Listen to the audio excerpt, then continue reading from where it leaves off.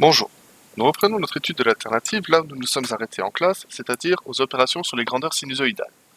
La première opération que nous allons étudier est la somme de deux grandeurs sinusoïdales, et la première particularité, ce sont les grandeurs en phase. Donc rappelons que deux grandeurs en phase, ce sont deux grandeurs qui ne sont pas déphasées dans le temps. Par exemple, si on a U1 ici, comme ceci, U2, s'il est en phase, sera comme ceci par rapport à la référence.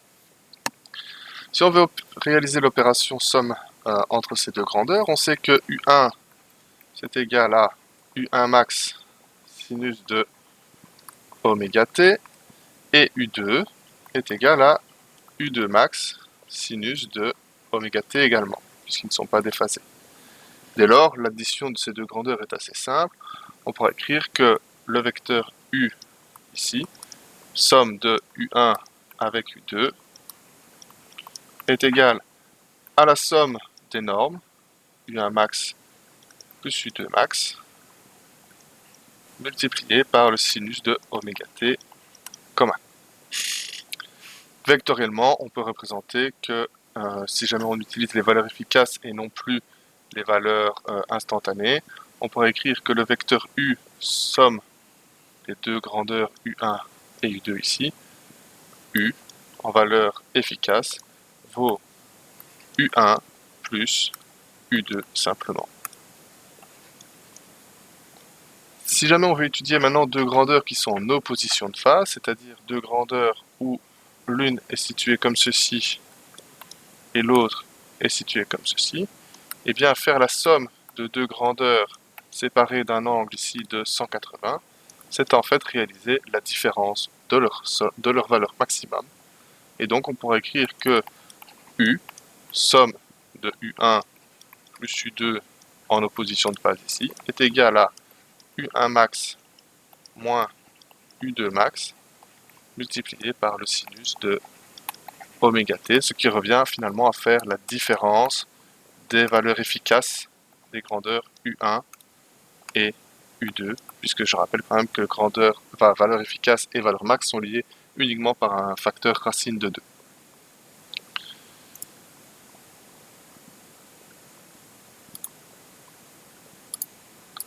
Si je m'intéresse maintenant à deux grandeurs dites en quadrature, c'est-à-dire lorsque j'ai un déphasage entre les deux de 90 degrés, donc ici U2 et ici U1, on voit que la somme des deux grandeurs ici, déphasées de 90 degrés, correspond finalement à un simple problème vectoriel d'addition classique, où le parallélogramme ici entre U1 et U2 va me donner la résultante sommatique des deux vecteurs.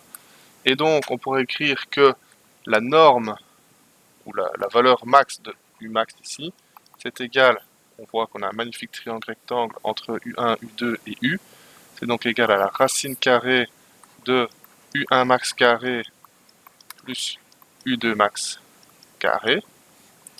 Et l'angle ici, eh bien là, plusieurs possibilités. Soit on prend par rapport à l'hypoténuse, soit par rapport aux deux autres côtés. Ici, on va le faire avec les deux autres côtés. On pourra dire que l'angle phi, ici, c'est égal à l'arc tangente.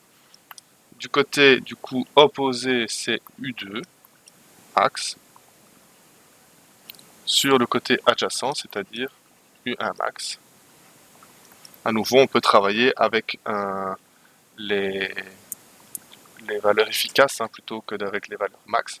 Et donc finalement, on pourrait écrire que le vecteur U somme de U1 et U2, c'est égal à ce U max qu'on a trouvé ici, multiplié par le sinus de oméga t, puisqu'il est toujours, il tourne toujours à la même vitesse que mes deux autres vecteurs, puisque c'est la condition des représentations de Fresnel, mais il est déphasé par rapport à ma référence ici U1 d'un angle phi, qu'on a calculé juste au-dessus, et on peut ici du coup représenter le vecteur U.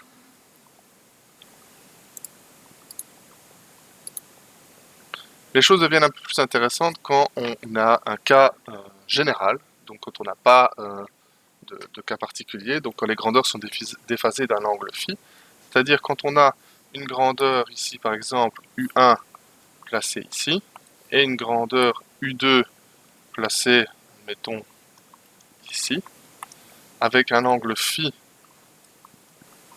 qui les sépare. Quand on va vouloir additionner ces deux grandeurs, on va à nouveau devoir faire le parallélogramme ici, hop, comme ceci, entre U1 et U2, chercher U,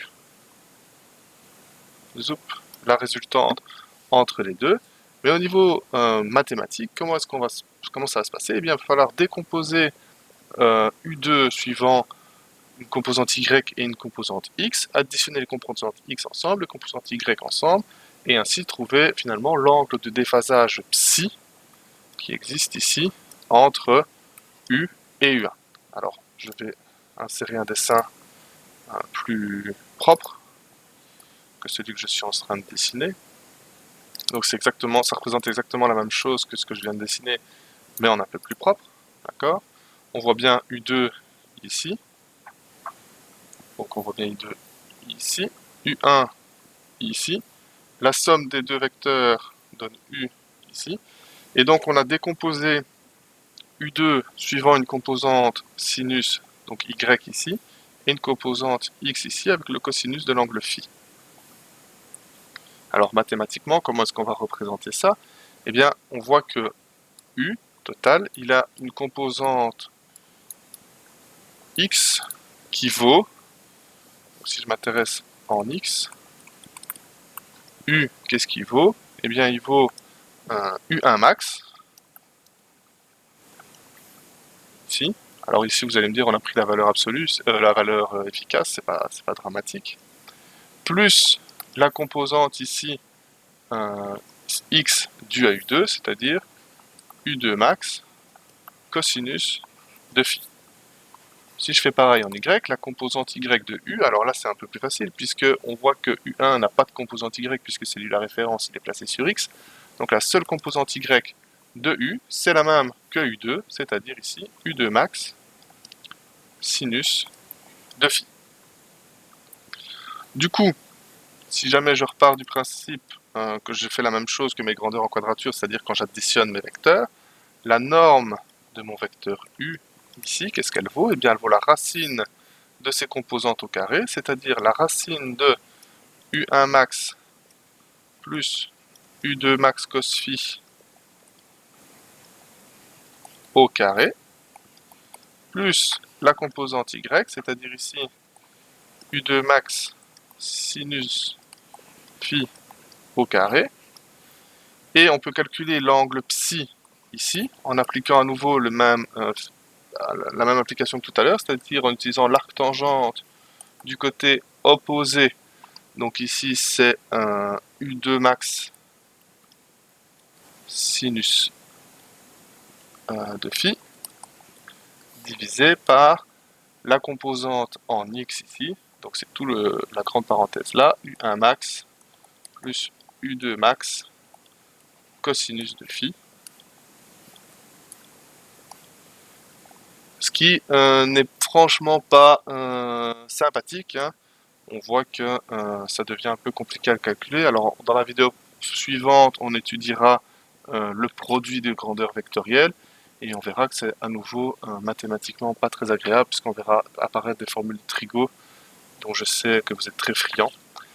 Et on verra ensuite une méthode plus sympathique, quoique, pour représenter les grandeurs alternatives. En attendant, je vous remercie pour votre écoute et à bientôt.